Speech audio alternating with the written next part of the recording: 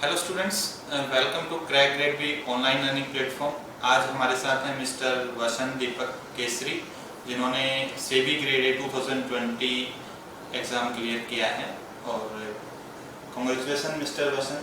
Thank you sir. और इनके बारे में थोड़ा सा हम बता देते हैं आपको। नॉन फाइनेंस बैकग्राउंड से हैं, बीटेक इन प्रोडक्शन इंजीनियरिंग, और अभी करंटली ये सीबीआई में सब इंस्पेक्टर की पोस्ट पे वर्किंग है। तो बाकी इन्होंने कैसे इस एग्ज़ाम का प्रिपरेशन किया, कहाँ से मोटिवेशन मिला कि ये सीबीआई से सेबी में जाना चाहते थे, तो ये सब डिटेल में ये बताएंगे। तो mister Vasant. Thank you sir. पहले तो मतलब जो कोविड-19 है, मैं उसका एक सिल्वर लाइनिंग बोलूँगा ये कि हम जैसे जो non finance background, non commerce background के लोग हैं, जो लोग actually in exam like SEBI, because ये पहली बार ऐसा था कि सेबी ने अपना पैटर्न ही पूरा चेंज किया था और ये कोर कॉमर्स की तरफ शिफ्ट किया था। जैसे कॉमर्स एंड अकाउंटेंसी हो गया, कॉस्ट अकाउंटिंग हो गया, तो ये हमारे लिए एक थोड़ा बेनिफिट हुआ कि हमें थोड़ा टाइम मिल गया उन चीज़ों पर पढ़ाई करने के लिए। सेबी का ऐसा है कि सेबी पहले तो मुझे एक्चुअली फाइनेंस में ज़्यादा इंटरेस्ट है और मैं उस डायरेक्शन में मूव करना चाह रहा था। एंड सेबी इन इटसेल्फ एक एलिट ऑर्गेनाइजेशन है, एक इट्स अ स्पेशल फीलिंग कि आप उस एक ऑर्गेनाइजेशन का पार्ट बने। तो that is what my motivation was कि मैं सेबी को ट्राई करूं। एंड या दैट्स व्हाई सीबीआई छोड़ के मैं सेबी में जा रहा हूं। जैसे कि सेबी कॉमर्स, मतलब जो सिलेबस था इस बार कॉमर्स या फाइनेंस बैकग्राउंड के लोगों के लिए मतलब ज़्यादा फेवरेबल था।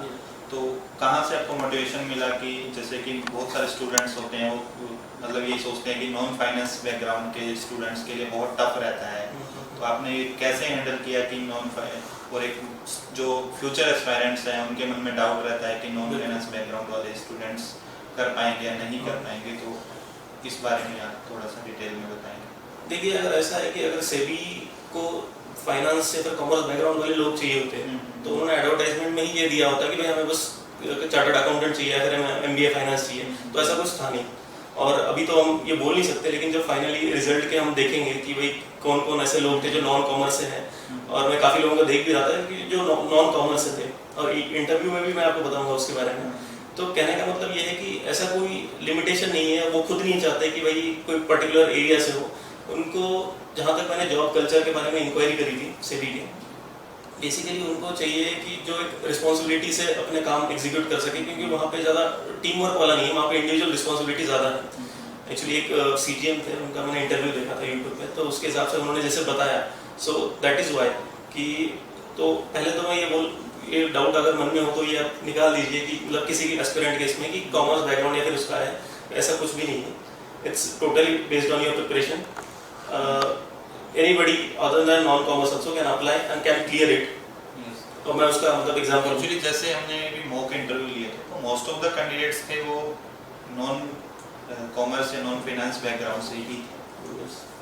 ठीक, सो आगे हम बढ़कर इसमें बात करेंगे कि जैसे सेबी ग्रेड ए फेज़ 1 था, फिर उसका फेज़ 2 इंटरव्यू की स्टेज थी। तो फेज़ 1 इस बार जैसे सेबी ने क्वालिफाइंग रखा था तो ज़्यादा टफ नहीं था, तो एक ब्रीफ बता दीजिए कि जैसे क्वांट, रीजनिंग, जीए, इस पोर्शन को आपने क्या पहले भी सेबी का एग्ज़ाम दिया है या आरबीआई का कोई एग्ज़ाम जिससे, या आपने कहाँ से प्रैक्टिस की थी? ये बेसिकली सेबी का या फिर कोई भी रेगुलेटरी बॉडी का जो एग्ज़ाम था, ये मेरा पहला एग्ज़ाम था। इससे पहले मैंने कोई भी एग्ज़ाम नहीं दिया था। इसके अलावा जो सेबी का बेसिकली जो क्राइटेरिया सेबी ने क्लियर रखा था कि भाई दे डोंट केयर आप भले एप्टी में आप 100% मार्क्स ले आओ, उसका कोई वैल्यू नहीं थी। उन्होंने उसका 30% एक मिनिमम क्वालिफाइंग रखा था एंड ओवरऑल 40% चाहिए था। सो और ये भी देखना पड़ेगा कि जो क्वांट एप्टी वगैरह है, अगर आप नॉर्मल कभी एग्जाम दिए हैं, क्योंकि इससे पहले मैं बैंक पीओ भी रह चुका हूँ, तो उस टाइम पे भी मतलब ठीक ठाक प्रिपरेशन थी। सो इसके लिए कोई ज़्यादा प्रिपरेशन करने की जरूरत नहीं पड़ी। वही जो 6 सब्जेक्ट्स हैं दैट इज कोर, मतलब वो फेज़ 1 में भी कॉमन है, फेज़ 2 में भी कॉमन है, और उसी से आपका रिजल्ट निकलेगा। सो बेसिकली मैंने उस पर ही फोकस किया। और सिंस ये बस क्वालिफाइंग था, मतलब फर्दर कि उसमें सब्जेक्ट वाइज कोई कट ऑफ नहीं था। उन्होंने बोला कि ओवरऑल उस पेपर में आप 30% लेके आएंगे तो देन इट्स गुड। तो मैंने उसके लिए जो करंट अफेयर्स रिक्वायर्ड थे, मैंने उसकी भी ज़्यादा प्रिपरेशन नहीं करी या फिर कुछ भी प्रिपरेशन नहीं करी। जो 6 सब्जेक्ट्स हैं वही थे, और क्वांट एप्टी जो बेस्ड ऑन मतलब इतने साल से हम जो बैंक पीओ भी दिया था, मैंने उसके लिए भी ये था, तो उससे मेरा हुआ। मैंने कुछ खास प्रिपरेशन उसके लिए करी नहीं। तो ये बैंक पीओ कब दिया था? बैंक पीओ मैंने दिया था 2016 में। 2016 में Yes.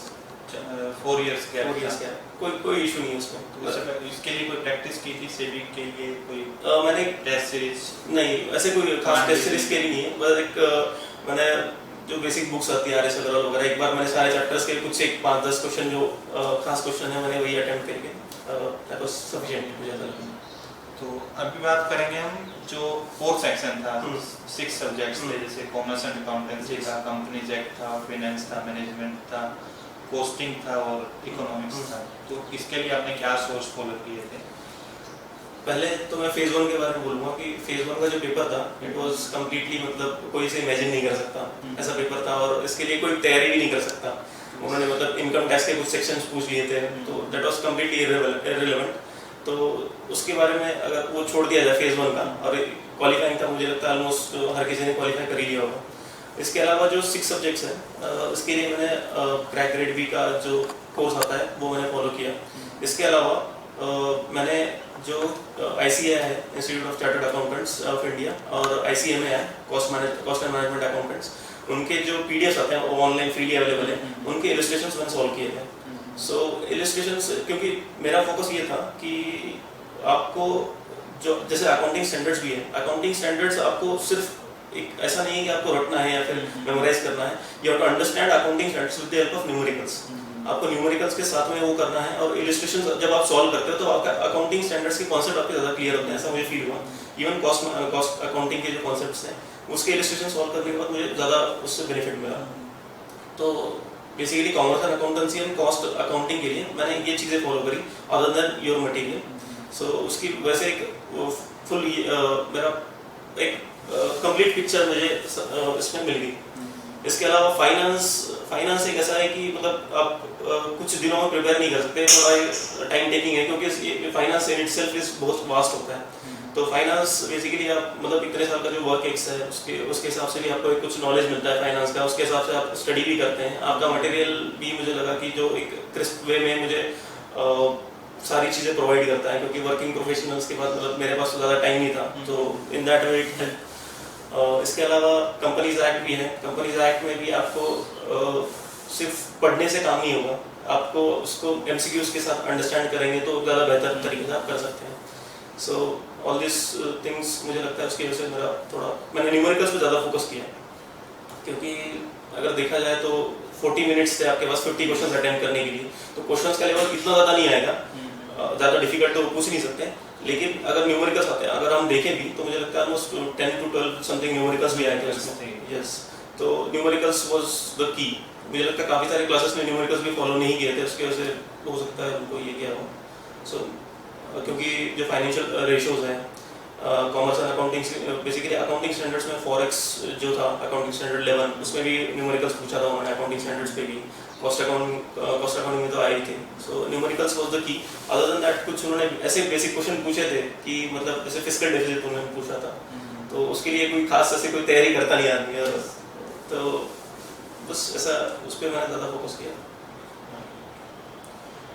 तो दूसरा क्वेश्चन ये कि आपने जैसे वर्किंग थे तो जॉब के साथ कैसे मैनेज किया? क्योंकि बहुत सारे जो एस्पायरेंट्स रहते हैं वर्किंग होते हैं, तो वो जानना चाहेंगे कि आपने जॉब करते हुए और आपकी जैसे CBI में तो वर्कलोड काफ़ी होता है, तो इसके साथ आपने कैसे मैनेज किया?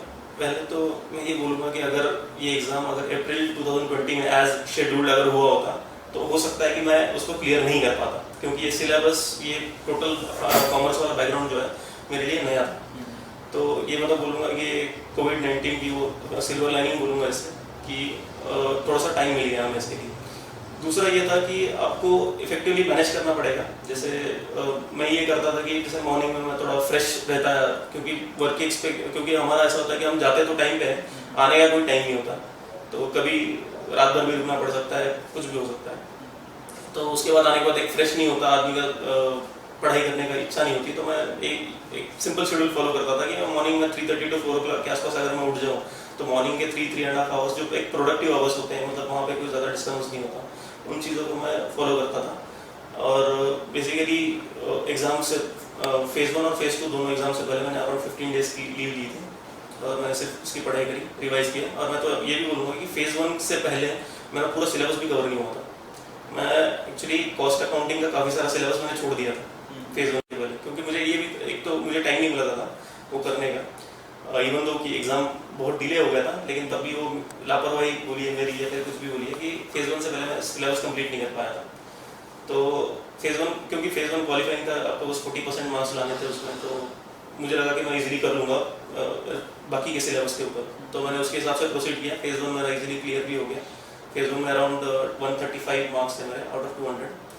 सो उसके बाद फिर मैंने फेज़ 2 के टाइम पे वो सिलेबस कवर किया। तो कहने का मतलब ये है कि ज़रूरी नहीं कि आप मतलब बहुत ज़्यादा प्रिपरेशन की भी ज़रूरत है, क्योंकि मैं सिलेबस ही मैंने फेज एग्जाम से जस्ट पहले ही कवर किया था। सो यू कैन मतलब कोई भी इसे अटेम्प्ट कर सकता है, क्लियर भी कर सकता है। तो मैं ये बोलूँगा कि आपको एक शेड्यूल फॉलो करना चाहिए, और एग्जाम से पहले जो 10-15 दिन होते हैं दे आर रियली प्रोडक्टिव, आपको उसको ज़्यादा यूटिलाइज करना चाहिए। तो एक ये मैसेज भी है मतलब एक तरह से जो फ्यूचर एस्पायरेंट्स हैं, बिल्कुल बिल्कुल। बहुत सारे स्टूडेंट्स क्या करते हैं मतलब वेट करते रहते हैं नोटिफिकेशन कब आएगा। Yes yes. बट कोविड की वजह से उन्हें टाइम मिला हुआ है अभी, Yes. जैसे कि फ्यूचर में नाबार्ड का यस नोटिफिकेशन आना। यस। तो इसी तरह से सेबी में भी जैसे बहुत सारे स्टूडेंट्स हैं उन्होंने टाइम को यूटिलाइज किया, और बहुत सारे स्टूडेंट थे एग्जाम का वेट करते रहे कि कब नोटिफिकेशन आएगा Yes. एग्जाम डेट्स के बारे में। तो ये सब एक मैसेज है आप लोगों के लिए भी कि वेट मत करिए, अपनी प्रिपरेशन को जारी रखिएगा। और इसके बाद इंटरव्यू, तो इंटरव्यू के लिए आपने कोई स्पेशल प्रिपरेशन की थी, या आपका इंटरव्यू एक्सपीरियंस क्या था, क्या पूछा गया था, तो और क्या आपने गलतियां की थी इंटरव्यू में जो आप स्टूडेंट्स को? पहले तो इंटरव्यू मुझे लगता है अप्रैल में शेड्यूल हुआ था। उस टाइम पे फिर मैंने काफ़ी सारा उसमें ये क्लैरिटी नहीं थी बेसिकली मुझे भी, क्योंकि मैं अभी 4-5 साल बाद कोई इंटरव्यू के लिए जा रहा था। सो फिर मैंने जो ऑनलाइन जितने भी फ्री मॉक इंटरव्यूज क्लासेस के थे, आपका भी था और 1-2 और भी थे, तो मैंने उसमें इनरोल किया। और इसके अलावा जब मैं तैयारी कर रहा था तो उसमें काफ़ी 1-2 बार पोस्टपोन हुआ, तो उसके कारण फिर थोड़ा उसमें तैयारी में ब्रेक भी आया। लेकिन जब मैं इंटरव्यू के लिए गया, मैं इंटरव्यू का एक्सपीरियंस थोड़ा शेयर करूंगा। तो इंटरव्यू में क्या किया था, पहले तो आपको अपनी प्रोफाइल के बारे में आपको सब कुछ पता होना चाहिए कि basically they can ask you any question, कि बेसिकली मेरे या फिर कोई वर्किंग है तो ये बोलेंगे कि भाई आप सेबी में क्यों आना चाहते हैं, why do you want to leave your existing organisation, what is the difference, कि भाई they want to try and test your response, कि अगर मैं आपको कोई ऐसा सवाल पूछूं जो आपको कॉन्फ्लिक्टिंग हो तो उसमें आपका रिस्पॉन्स कैसा रहेगा। और ये इन सारी चीज़ों की तैयारी पहले से करनी चाहिए इंटरव्यू के लिए। बिल्कुल जो एटलीस्ट जो बेसिक क्वेश्चन है यहाँ तो मतलब आपको लिख के उसको बार बार उसको पढ़ो, उसको मेमोराइज करने की कोशिश करो, तो दैट विल हेल्प। क्योंकि इंटरव्यू में मैं आपको ये बताता हूँ कि जो जैसे कुछ फेमस क्वेश्चन होते हैं कि tell me about yourself, introduce yourself, तो मैंने जो यहाँ पे तैयारी करी थी और इंटरव्यू रूम में जाके मैं 50% भूल गया उसे, मैंने मिस कर दिया वो चीज़ें। तो ये होता है इंटरव्यू में, उतना प्रेशर वो मतलब बनाने की भी कोशिश करते हैं कि आपको टेस्ट करने की कोशिश करते हैं। सो इतनी ज़्यादा आपको प्रिपरेशन करनी चाहिए। बेसिकली इसमें 2 चीज़ें होती हैं, एक तो आप खुद के बारे में आपको पता होना चाहिए कि आपके स्ट्रेंथ क्या है, वीकनेसेस क्या है, और you should be able to justify your strengths and weaknesses, कि आपकी ये स्ट्रेंथ है तो क्यों है, उसका कुछ एग्जाम्पल हो। ये सारी बेसिक चीज़ें जो बेसिक क्वेश्चन होते हैं वो आपको कहीं पर भी मतलब कोई भी बता देगा कि इंटरव्यू में आपके बारे में ये पूछा जा सकता है। अदर देन दैट आपकी जो वर्क प्रोफाइल है, अगर आपका कोई वर्क एक्सपीरियंस है, तो जैसे मैं CBI से था तो उन्होंने मुझे काफ़ी उससे रिलेटेड भी पूछे सवाल, तो वो आपको पता होनी चाहिए। इसके अलावा आपको पता होना चाहिए ओवरऑल जो अपनी इकोनॉमी है, क्योंकि दीज डेज फिर उन्होंने मुझसे ये भी सवाल पूछा था कि यार आजकल जो है economy is not doing so well but stock markets are running like anything, so what are the reasons. So ये सारी चीज़ें what is going on in the economy आपको पता होना चाहिए। इन्होंने जैसे मेरा इंटरव्यू था 14 जून को, तो 2 to 4 जून में मॉनेटरी पॉलिसी कमेटी की मीटिंग भी हुई थी, तो उन्होंने उस पर भी सवाल पूछा। जो मॉनेटरी पॉलिसी मतलब मैं वो सारी चीज़ें पढ़ के गया था, लेकिन जैसे उनको पता चला कि मुझे पता है तो उन्होंने suddenly shifted to monetary policy committee of US। बोले भाई US के बारे में वहाँ क्या क्या चल रहा है, उनके इंटरेस्ट रेट क्या चल रहे हैं, ऐसे उन्होंने सवाल पूछे। तो मतलब मुझे पता था वो चीज़ें। अब मैं इंटरव्यू के बारे में अगर ऐसा बताऊँ तो मैं गया था वहाँ पे इंटरव्यू रूम में, तो मतलब वहाँ पे जब जाते हैं तो वहाँ पे एक वेटिंग रूम होता है, वहाँ पे बैठते हैं। सो मैं एक सिंपल एक फॉर्मल शर्ट पैंट में जाता हूँ, मैं फ्रॉम हम्बल बैकग्राउंड, तो मैं हमेशा ऐसे ही जाता हूँ। तो जब मैं वहाँ पे गया तो सब लोग ऐसे सूट टाई वगैरह में आए थे, तो I was kind of like odd man out. फिर मैं वहाँ पे बैठा, मैंने मेरे बगल में एक लड़का था, मैंने उससे बात करी। तो that guy was chartered accountant, वो चार्टर्ड अकाउंटेंट था। तो मुझे लगा कि यार मुझे अगर कोई फाइनेंस के लिए कोई इंटरव्यू ले रहा है तो एक नॉर्मल जो नॉन कॉमर्स वाला है और कॉमर्स वाला है, कौन किसे सेलेक्ट करेगा? तो मैं ये सर कोई भी जो चार्टर्ड अकाउंटेंट है basically he will know a lot of things, मतलब उनके सब्जेक्ट्स ऐसे होता है, टैक्सेशन वगैरह बहुत सारी चीज़ें उनको ये होती है, और मुझे उस चीज़ में बिल्कुल भी कोई एक्सपीरियंस नहीं है। तो मैं दूसरी ये भी चीज़ बताना चाहता हूँ कि बहुत सारी चीज़ें होती हैं, रूमर्स होती हैं कि वहाँ पे जो लड़का जो बैठा हुआ था उसने मुझे ये भी बताया कि यार उसके दोस्त का कोई रिलेटिव सेबी में है, और उसने उसे इन्फॉर्मेशन ये दी कि यार they are looking for people who are from finance और कॉमर्स बैकग्राउंड। तो मुझे थोड़ा उस टाइम पे डिस्करेजिंग लगा कि यार ये ऐसा है, तो फिर क्योंकि ये सारी चीज़ें आप सुनते हैं तो ये अफेक्ट करती हैं आपको इंटरव्यू से पहले। तो फिर मैं थोड़ा सा डिस्करेज हुआ। फिर एक लड़के जो थे इंटरव्यू रूम से बाहर आ रहे थे, मेरा 14th नंबर था इंटरव्यू इसमें, तो वो सारे लड़के हमें ये बता रहे थे कि यार नहीं, they are only asking about your profile and all, वो सेबी या फिर फाइनेंस के बारे में कुछ नहीं पूछ रहे, आपको बस आपके जो बैकग्राउंड है, आपकी जो प्रोफाइल है उसके बारे में पूछ रहे हैं। तो ठीक है, फिर हम चले गए। तो मतलब वो एक ये था कि nobody was ready to share their experience, मतलब कोई अपने क्वेश्चन शेयर नहीं कर रहा था। तो फिर मैं अंदर गया, तो उस टाइम पे 5 लोगों का पैनल था, उसमें से 2 लोग थे जो फिजिकली प्रेजेंट है और 3 लोग वीडियो कॉन्फ्रेंसिंग के थ्रू प्रेजेंट है। तो आई वेंट देयर, मतलब उन्होंने बोला कि इंट्रोड्यूस योरसेल्फ, और मैंने इंट्रोडक्शन वगैरह दिया। एज आई सेड कि जो मैं तैयारी करके गया था उसमें से 50% चीज़ें ही मैं बोल पाया वहाँ पर। फिर उसके बाद इंटरव्यू शुरू हुआ, तो वो जो वीडियो कॉन्फ्रेंसिंग के थ्रू थे, एक्चुअली मैंने उन्हें नोटिस ही नहीं किया था शुरू में, जो फिजिकली प्रेजेंट है मैंने उनको विश किया, मैं बैठ गया। सो ऐसे कुछ ब्लेंडर हुए मेरे से। फिर वहाँ पे अगर एक लेडी थी, उन्होंने फिर क्वेश्चंस वगैरह पूछे। उन्होंने बेसिकली डेफिनेशंस पे ज़्यादा फोकस किया। उन्होंने मुझे ये पूछा कि भाई फ्रंट रनिंग क्या है, तो मुझे नहीं पता था। तो फिर मैंने बोला sorry ma'am, I don't know. और ऐसे उन्होंने 7-8 क्वेश्चन मुझसे पूछे और मैं एक का भी जवाब नहीं दे पाया। उसके बाद उन्होंने जो दूसरे पैनल मेंबर थे उन्होंने उसके बात करी, दूसरे कुछ क्वेश्चंस थे उस पर मैंने ये किया था। एक पैनल मेंबर ने मुझे क्रेडिट ब्यूरोज के बारे में पूछा था, तो उसका भी मैंने जवाब गलत दे दिया। तो और फिर उसके बाद जो फिजिकली प्रेजेंट थे उनके पास आया, तो उन्होंने मेरे प्रोफाइल पे बात करी कि तुमने IDBI बैंक में काम किया था, तो उसका क्या था, किस रोल में काम करते थे। तो मैं क्रेडिट ऑफिसर था वहाँ पे। तो वहाँ पे फिर मैंने ये डिसाइड, मतलब उन्होंने फिर मुझसे पूछा कि किसान क्रेडिट कार्ड्स के बारे में पूछा, अलग अलग टाइप के लोन्स के बारे में पूछा कि भाई why IDBI was not performing well in past like a decade और समथिंग। तो उन्होंने उसके बारे में बात की। मैं उसके बारे में कुछ 50-60% आंसर कर पाया। पर उन्होंने फिर US की मॉनेटरी पॉलिसी के बारे में, उसके इंटरेस्ट रेट के बारे में बात करी। अपने तो मॉनेटरी पॉलिसी बात करी। तो ओवरऑल मैं अगर एक्सपीरियंस अगर मैं देखूँ तो इन सारे क्वेश्चंस को देख के मुझे ऐसा लगा कि मैं सारे क्वेश्चंस, मुझे एक्चुअली पर्सनली डिस्करेजिंग लगा कि उन्होंने ऐसे डेफिनेशन मुझे सीधा सीधा पूछ ली, जैसे फ्रंट रनिंग क्या थी, तो मुझे नहीं पता। सो मुझे नहीं पता, तो you have to be modest about it. आप मतलब डोंट ट्राई टू गेस और don't think that they are fools or they will not notice that you don't know something. If you don't know, you just have to come out and say that you don't know. ये आपको करना पड़ेगा। तो फिर overall अगर आप देखें तो मुझे रफली बोलूँगा 25 to 30 क्वेश्चन पूछे गए थे, और उसमें से 8 से 10 क्वेश्चन के आंसर मैं कर नहीं पाया। 2-4 क्वेश्चन के आंसर मैंने गलत कर दिए होंगे, तो मैं हार्डली नॉट इवन 50% आंसर मैंने सही किए हों, मतलब बताए होंगे उनको। फिर उसके बाद मैं इंटरव्यू रूम से बाहर आया, तो जो लड़का मेरे साथ था मैंने उसे बताया कि यार ये सवाल मुझसे पूछे गए।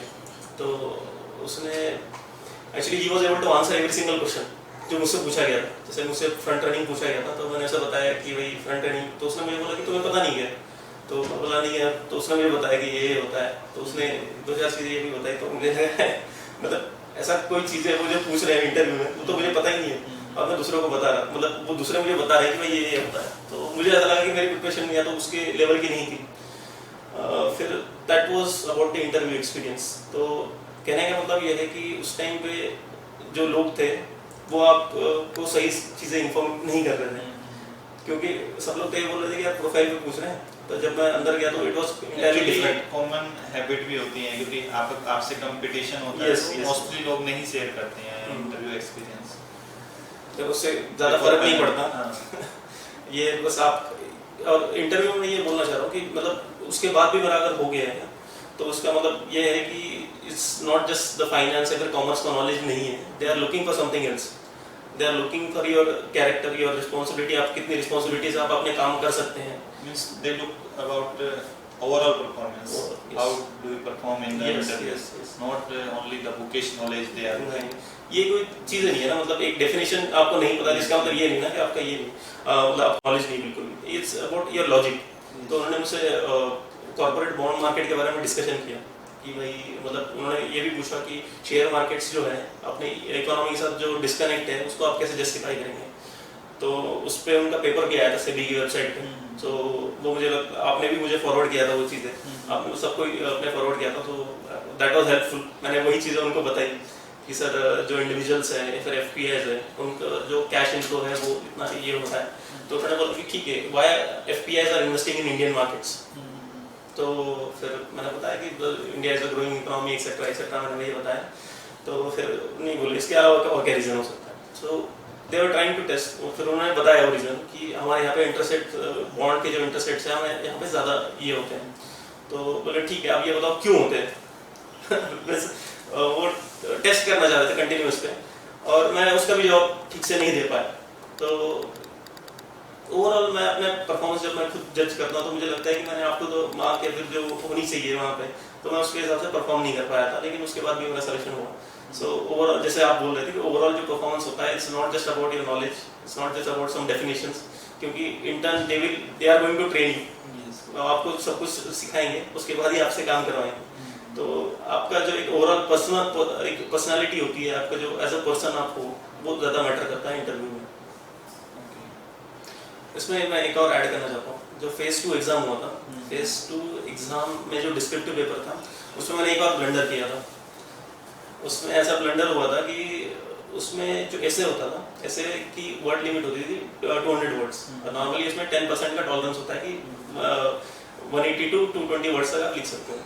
तो उसमें ऐसा था कि अब मैं ये फर्स्ट टाइम ऐसा टाइपिंग वाला मैं कोई डिस्क्रिप्टिव पेपर दे रहा था, तो फिर मैंने क्या कर दिया कि मैं आई थॉट कि मैं अपने सारे जो आइडियाज़ है पहले टाइप कर लेता हूँ। मैंने सारे आइडियाज़ टाइप कर लिए, और उसके बाद फिर मैं सोचा कि अब मैं जो उसको अरेंज कर लेता हूँ प्रॉपरली।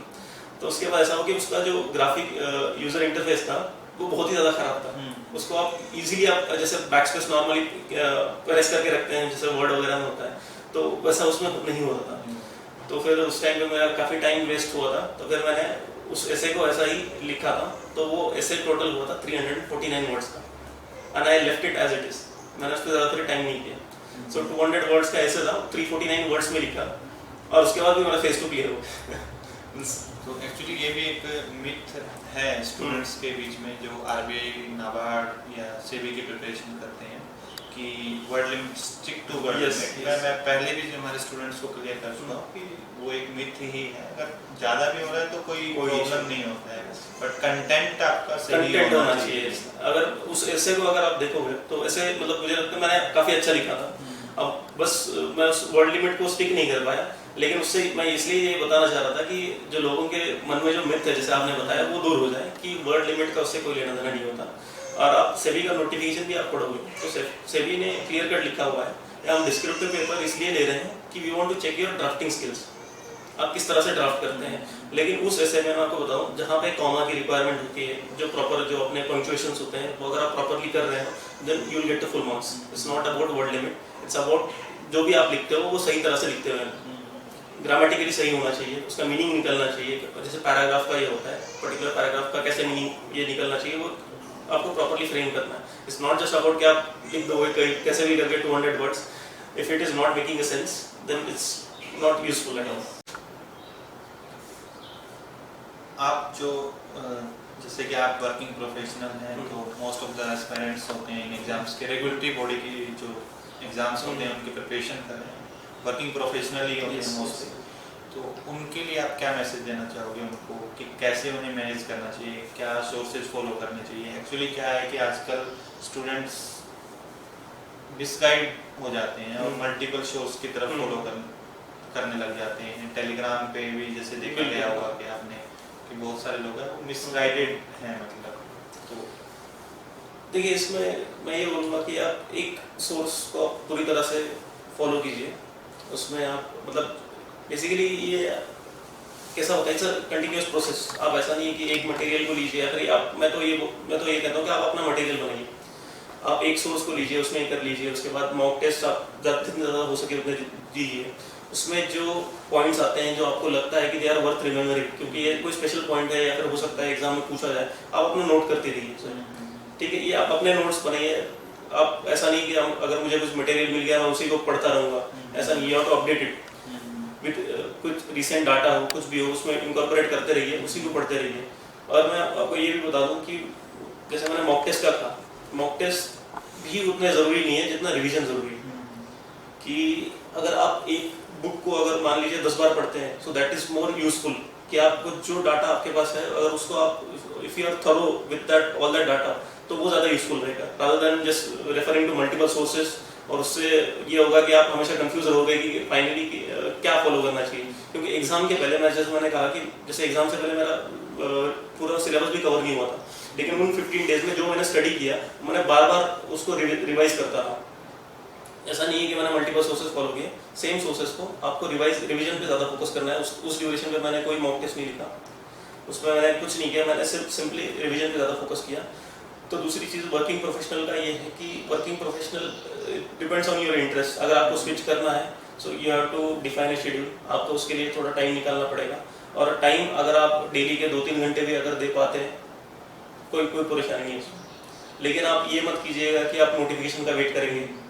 कुछ चीज़ें एंटीसिपेशन पे भी चल देते हैं कि जैसे ये सेबी का रिजल्ट लग गया जो रिक्रूटमेंट 2020 की थी, अगर इस साल हो सकता है कि नोटिफिकेशन आ भी जाए, और काफ़ी ज़्यादा रूमर्स ये भी चल रहे हैं कि आ ही जाएगा। तो अगर इतना रूमर सफिशिएंट होने चाहिए आपको, you have to start preparing. क्योंकि ये ऐसा क्योंकि जो रेगुलेटरी बॉडीज़ की एग्जाम जो होती है स्पेशली, वो ऐसा है कि एक बार वो शुरू कर देते हैं तो 2-3 महीने में ख़त्म करके फिर वो ज्वाइनिंग ही दे देंगे सीधा, क्योंकि वो ज़्यादा टाइम नहीं देते। तो आप नोटिफिकेशन आने का वेट ना करें, आपको अपना एक टारगेट सेट करें। आपको आरबीआई करना है, सेबी करना है या फिर नाबार्ड करना है, कुछ भी करना है, आप पहले से उसकी प्रिपरेशन शुरू कर दीजिए और अपने नोट्स बना के रिवाइज करते रहिए उसे। और उसको आप अपडेट कर सकते हैं। आप एडिशनल अगर आपके पास ज़्यादा टाइम है आप मॉक टेस्ट दीजिए, उसमें जो कुछ स्पेशल क्वेश्चन आते हैं उसको नोट कीजिए, so that way you can update your notes and keep revising. Question और जैसे कि आज के टाइम में कम्पिटिटिव एग्जाम्स के लिए बहुत सारे सोर्सेज ऑनलाइन अवेलेबल रहते हैं, बहुत सारे ऑनलाइन कोचिंग क्लासेस हैं। तो आपने किस तरह से हमें मतलब कैसे डिसाइड किया कि you should go with graduate study material? पहले मेरा ऐसा था कि ये this was first of exam, किसी रेगुलेटरी बॉडी का मैं एग्ज़ाम लिख रहा हूँ। तो उस टाइम पे काफ़ी सारे सोर्सेज थे, लेकिन मेरा ऐसा था कि मैं आज तक, क्योंकि पैंडेमिक से पहले तो मैं किसी चीज़ को प्रॉपरली फॉलो नहीं कर पा रहा था। एक टाइम 2019 में मैंने सोचा था कि मैं आरबीआई की एग्ज़ाम दूंगा। तो उस टाइम पे मैंने एक सोर्स को मैंने सब्सक्राइब किया था और दैट कॉस्टेड मी अराउंड 15,000 और समथिंग। और उसके बाद मैं उसको पूरा भी नहीं कर पाया, ना ही मैंने एग्ज़ाम भी दे पाई उसका, क्योंकि मेरा जॉब का नेचर ऐसा था कि मैं एग्ज़ाम ही नहीं दे पाया उसको। सो उसके बाद मेरा एक दूसरा ये था कि मुझे ये श्योर नहीं था कि अगर मैं कुछ सब्सक्राइब करूँ बड़ा, एक तो उसको पढ़ने के लिए मुझे ज़्यादा टाइम चाहिए और मुझे पैसा भी ज़्यादा इन्वेस्ट करने पड़ेंगे। उसके बाद उसका यूज़ कितना है मुझे I was not sure. Then I came to know about Crackgrade भी। तो उसमें फिर मैंने आपका जो स्टडी मटेरियल जो ये देखा था, तो उसमें एक शॉर्ट वे में मुझे एक्चुअली ज़्यादा टाइम स्पेंड, मेरा पास ज़्यादा टाइम था भी नहीं, तो उसके हिसाब से मुझे लगा कि कम टाइम में कम कॉस्ट में मुझे अच्छी अगर चीज़ मिल रही, तो that's why I went with Crackgrade. Thank you.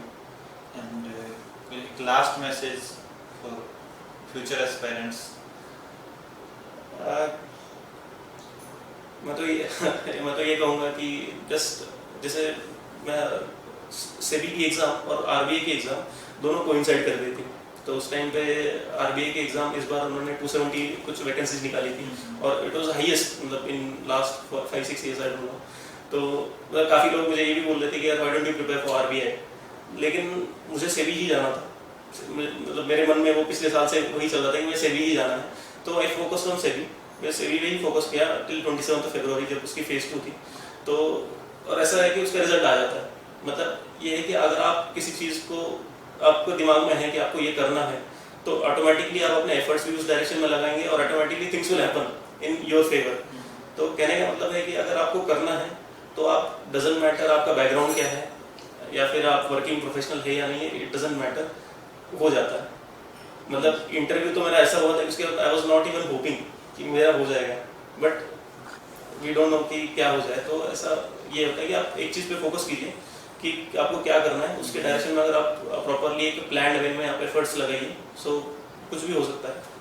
Notification का वेट मत करिए। नहीं। मतलब बहुत सारे लोग नोटिफिकेशन के वेट में ही टाइम वेस्ट कर देते हैं, बिल्कुल। यही पूछते रहते हैं कि नोटिफिकेशन हर कोई हमारी तरह, मतलब मेरी तरह तो ज़्यादा ये नहीं होगा, फॉर्चुनेट नहीं होगा कि उसको इतना टाइम मिल जाए तैयारी के लिए। हर बार कोविड ये नहीं नहीं होगा होगा, कि yes. टाइम, तो इस टाइम को यूटिलाइज करिएगा। And thank you and happy learning and good luck to you. Thank you.